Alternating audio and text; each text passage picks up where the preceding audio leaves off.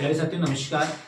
मैं आपका साथी योगेश आप सभी का हार्दिक स्वागत अभिनंदन करता हूं। साथियों जैसा कि आप सबको पता है कि आरपीएससी ने फर्स्ट ग्रेड की एग्जाम डेट है वो आउट कर दी है। यानी हमें ये पता चल गया है कि जून महीने में इसका एग्जाम है वो होने वाला है।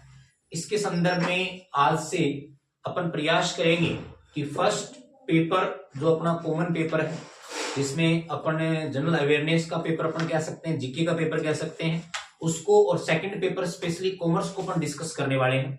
जिसके संदर्भ में आज जिस विषय के संदर्भ में अगर मैं बात करूं तो फर्स्ट पेपर का एक इंपॉर्टेंट सब्जेक्ट है जिसको अपन शैक्षणिक प्रबंध बोलते हैं, यानी एजुकेशनल मैनेजमेंट के कॉन्सेप्ट में बात करेंगे। और उसमें भी आज जिस टॉपिक को अपन बात करने वाले हैं वो टॉपिक साथियों अपना रहेगा RTE, right to education act 2009। इसके संदर्भ में पेपर में किस टाइप के महत्वपूर्ण क्वेश्चन अपन से पूछे जा सकते हैं उसके परिप्रेक्ष्य में बात करेंगे। साथियों इसको अपन मुख्यतः 2 क्लासों में निपटाएंगे। पहली क्लास में इसका परिचय देखेंगे और इसकी जो महत्वपूर्ण धाराएं उनके और उनमें क्या क्या बातें दी गई है उसके बारे में ऊपर से अपन डिस्कशन करेंगे, और सेकंड क्लास में उनको अपन डीपली डिस्कशन करने वाले हैं। ये अपन सबको पता है कि फर्स्ट पेपर में इस सब्जेक्ट का रोल क्या रहने वाला है। तो इससे संबंधित पहले तो कुछ महत्वपूर्ण डेट अपन ध्यान में रखेंगे जिनको याद करना जरूरी है। मैं कुछ फैक्ट आपके सामने डेट वाइज लिख देता हूं साथियों। एक तो डेट अपन को ध्यान में रखनी है 1990 की, उसके बाद सेकंड डेट है 1999 के संदर्भ की अगर मैं बात करूं, ये 2 डेट अपन को ध्यान में रखनी है। तीसरी डेट की अगर मैं बात करूं तो अपने पास तीसरी डेट इसके संदर्भ में है वो है 2 दिसंबर 2002। ये 3 डेट तो अपन को बढ़िया तरीके से अपने दिमाग में होनी चाहिए।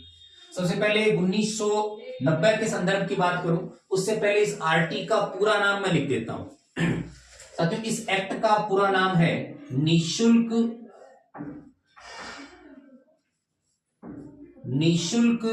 एवं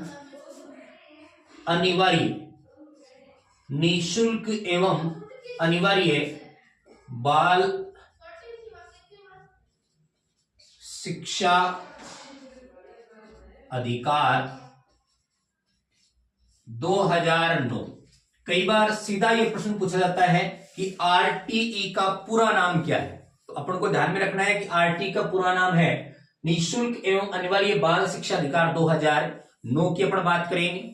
अब मैंने कुछ डेटा लिखी है 1990, 1999 और 2 दिसंबर 2002। तीनों इसके परिप्रेक्ष्य में इसलिए महत्वपूर्ण है क्योंकि यहां पर बालकों को अनिवार्य शिक्षा का अधिकार दिया गया है। यानी जैसे अपने और मूल अधिकार हैं वैसे ही मूल अधिकारों में शिक्षा को भी जोड़ दिया गया है। तो पहली बात तो यह है कि शिक्षा को मूल अधिकार के रूप में स्वीकार करने से संबंधित सबसे पहला दस्तावेज कौन सा है जिसने ये बात की थी कि नहीं, शिक्षा जो है वो शिक्षा हमारे मूल अधिकार के रूप में होनी चाहिए। इसीलिए कहा भी गया है कि शिक्षा वो शेरनी का दूध है जो जितना पिएगा उतना क्या करेगा, दहाड़ेगा। उसके संदर्भ में बात करते हैं तो मैं सबसे पहले बात कर रहा हूं सन 1990 की। सन 1990 में एक रिपोर्ट प्रस्तुत की जाती है जिसको अपन बोलते हैं राम मूर्ति समिति की जो रिपोर्ट है उसने सबसे पहले ये स्वीकार किया कि शिक्षा है वो क्या होना चाहिए, मूल अधिकार होना चाहिए। तो पहला दस्तावेज कौन सा है, राम मूर्ति समिति की जो रिपोर्ट है वो रिपोर्ट इससे संबंधित पहला दस्तावेज था। 1999 की डेट इसलिए महत्वपूर्ण है क्योंकि 1999 ही उपज है 2 दिसंबर 2002 को हुए महत्वपूर्ण कार्य। तो एक समिति का गठन किया गया जिसे अपन तपस मजूमदार समिति के नाम से जानते हैं। तपस मजूमदार समिति जिसका गठन कब किया गया ध्यान दीजिएगा 1999 में। तपस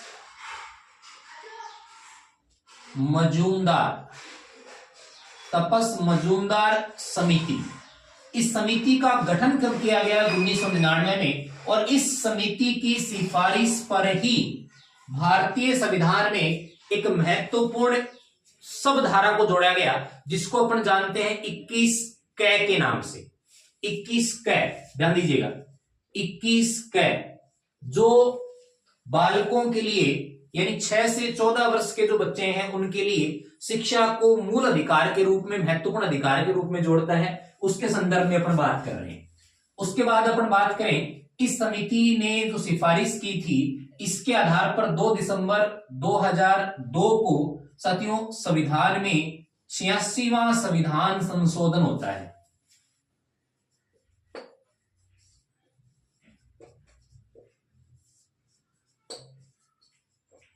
महत्वपूर्ण है। इसके साथ कई सारे संविधान संशोधन अपन पढ़ते हैं, राजनीतिक ज्ञान में ये चीज आती है, लेकिन इस संविधान संशोधन से शिक्षा से संबंधित क्या क्या अमेंडमेंट आए वो अपन को ध्यान में रखना है। एक तो चेंज आया मूल अधिकार में, ध्यान दीजिएगा। एक अपन को ध्यान में रखना है नीति निर्देशक तत्व,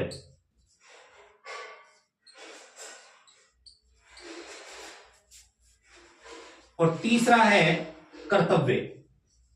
तो मूल कर्तव्य है उसके संदर्भ में बात करें तो अपन को ध्यान में रखना है मूल अधिकार से संबंधित जो कौन सा सेक्शन है वो इसमें जोड़ा गया, 21 कै, उसको शामिल किया गया। नीति निर्देशक तत्व की अगर मैं बात करूं तो अपन को ध्यान में रखना है नीति निर्देशक तत्व है वो काम है जो सरकार के द्वारा किए जाने हैं, उसका संबंध किसके साथ है, 45 के साथ है। और कर्तव्य की अगर मैं बात करूं तो अभिभावकों के लिए कर्तव्य बन गया कि अपने 6 से 14 वर्ष के बच्चों को कम से कम प्रारंभिक शिक्षा है वो अवश्य वो प्रदान करें। इसके लिए अनुच्छेद जो जोड़ा गया वो जोड़ा गया 51 कै। कौन सा जोड़ा गया, 51 कै। ये किसका है, माता पिता, अभिभावक, माता पिता या अभिभावक का दायित्व हो गया या कर्तव्य हो गया। मूल अधिकार क्या हो गया, 6 से 14 वर्ष के जो बच्चे हैं उन्हें शिक्षा प्राप्त करने का मूल अधिकार प्राप्त हो गया। ये इतनी बातें मेरे ख्याल से आपको क्लियर हो गई होंगी। 1990 राममूर्ति समिति पहला दस्तावेज था जिसने बात की शिक्षा को मूल अधिकार के संदर्भ में लाने के लिए। उसके बाद में 1999 में गठित की गई तपस मजूमदार समिति ने सिफारिश की 21 कै को संविधान में जोड़ने के लिए, और उसके बेस पर 2 दिसंबर 2002 को जो 86वां संविधान संशोधन हुआ उसके तर्ज पर 3 चीजों को वरीयता में रखा गया, 3 चीजों को शामिल किया गया। क्लियर है। इसके बाद में फिर अपन को 3 महत्वपूर्ण डेट ध्यान में रखनी है। अब मूल अधिकार तो बना दिया जाए, लेकिन इस अधिकार की रक्षा के लिए कोई ना कोई कानून भी तो होना जरूरी है। तो उसके लिए आरटीई 2009 की ओर अपन बढ़ रहे हैं। आरटीई 2009 के संदर्भ में 3 महत्वपूर्ण डेट अपन को फिर ध्यान में रखनी है। आरटीई को एक तरीके का कानून बनाने के लिए इसका विधेयक लाया गया। अपन को पता है कोई भी विधेयक कानून कब बनता है, जब उसे पारित किया जाता है राज्यसभा से, जब उसे पारित किया जाता है लोकसभा से, और जब उस पर हस्ताक्षर होते हैं किसके, राष्ट्रपति की। इन 3 स्टेप से गुजर करके कोई भी विधेयक है वो एक तरीके का अपन कह सकते हैं कि कानून बन पाता है। तो उसी के संदर्भ की बात करें तो राज्यसभा में सबसे पहले इसका जो प्रस्ताव रखा गया वो आपको ध्यान में रखना है 20 जुलाई 2009।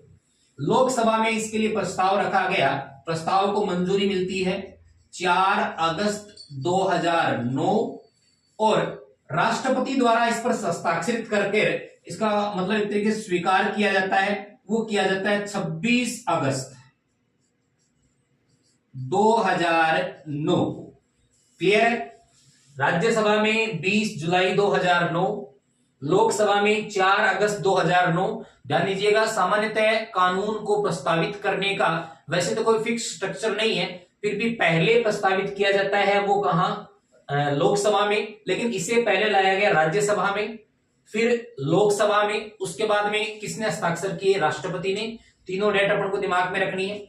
इसके बाद अपन बात करें तो ये संपूर्ण भारत में उस समय 370 धारा थी वो लागू थी, अपन को समझना है। इसलिए जम्मू कश्मीर को छोड़कर के मैं बात करूं, वर्तमान समय में जम्मू कश्मीर में भी लागू है ये। संपूर्ण भारत में यह एक्ट 1 अप्रैल यह कानून 1 अप्रैल 2010 को लागू हो गया।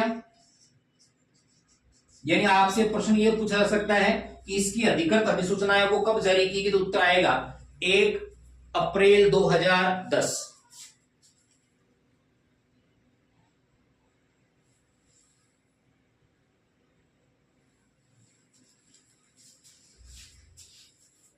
क्लियर? ये इसका बेसिक स्ट्रक्चर के ऊपर अपन ने बात कर ली, बेसिक फंडामेंटल क्या है उसके ऊपर अपने उसके संदर्भ में अपन ने डिस्कशन कर लिया।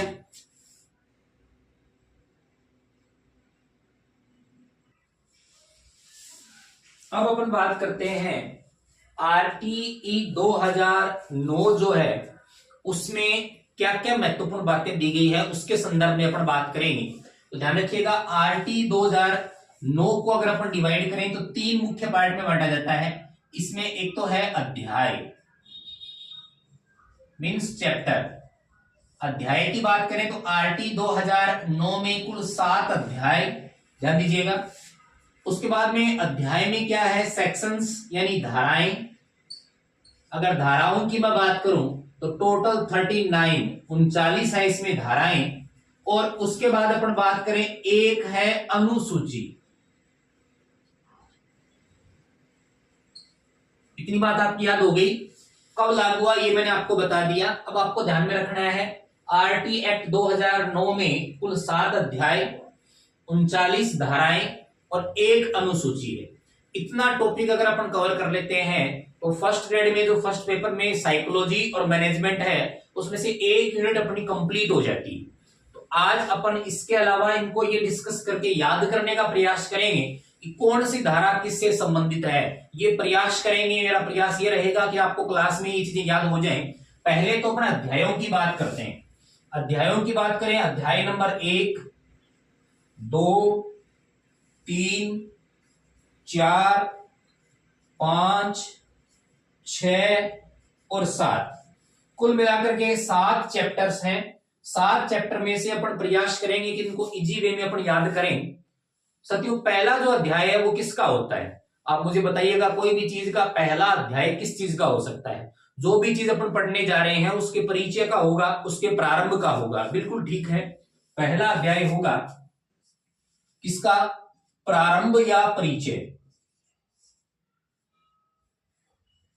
इसको मैं क्या बोलूंगा?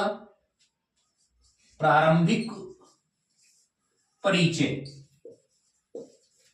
अब अध्याय है तो इसमें साथ साथ अपन धाराएं भी पढ़ेंगे कि इस अध्याय में कितनी धाराएं शामिल हैं, तो अपन को ध्यान में रखनी है। पहला जो चैप्टर है उसमें धारा शामिल है, सेक्शंस जो शामिल है वो है 1 व 2। कौन कौन से सेक्शन शामिल है? 1 व 2। दूसरा जो चैप्टर है वो पूरा का पूरा आरटीई का है, आरटीई 2009 का है। इसके बारे में बताया गया है कि ये क्या है, किस प्रकार लागू होता है। उससे संबंधित अगर मैं सेक्शंस की बात करूं तो धारा अपन ले सकते हैं इसके संदर्भ में 3 से 5। 3 से 5 सेक्शन है वो इसमें है।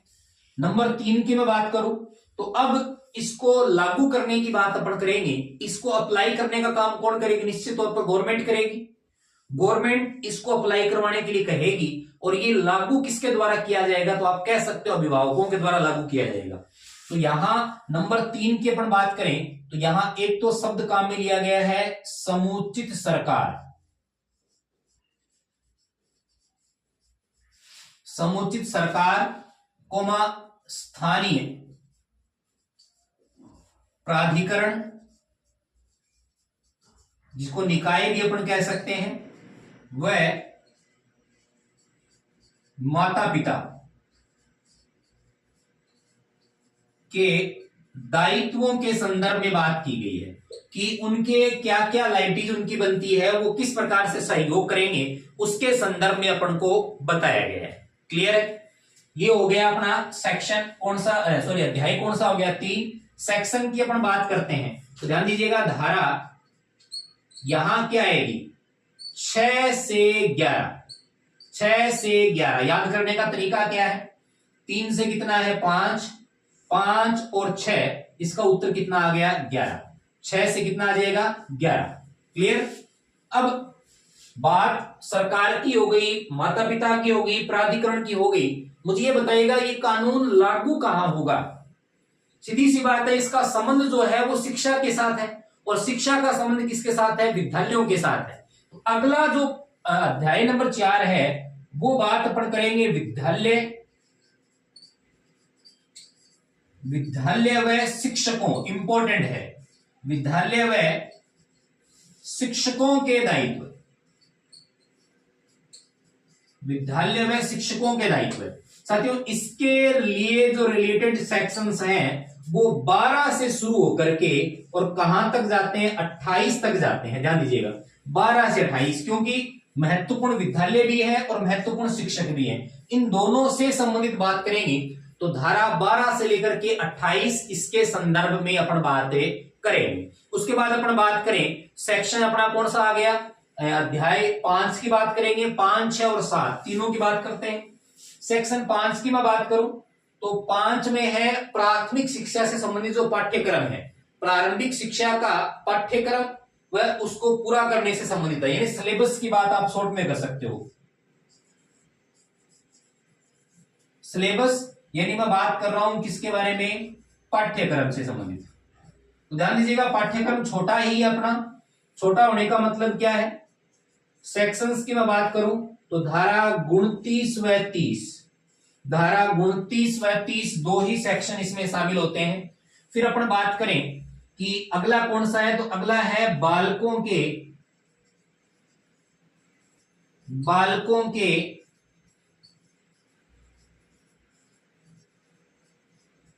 अधिकारों का संरक्षण, यानी बालकों के अधिकारों के संरक्षण के लिए किस प्रकार की व्यवस्था की गई है, सेंट्रल गवर्नमेंट, स्टेट गवर्नमेंट, इनका क्या रोल रहने वाला है, उसके लिए सेक्शन आपका 31 से शुरू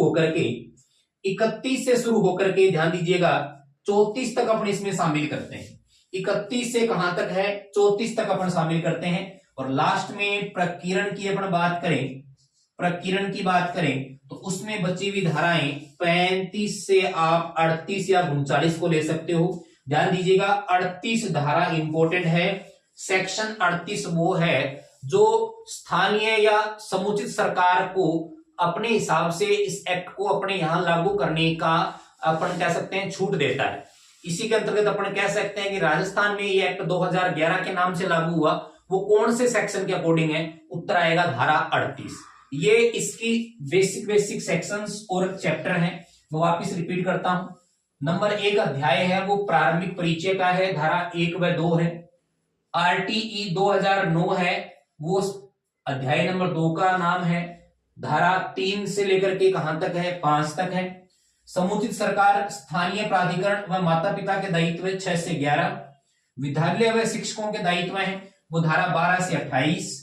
और पाठ्यक्रम जो है प्रारंभिक शिक्षा से संबंधित वो दिया गया है धारा 29 व 30 में।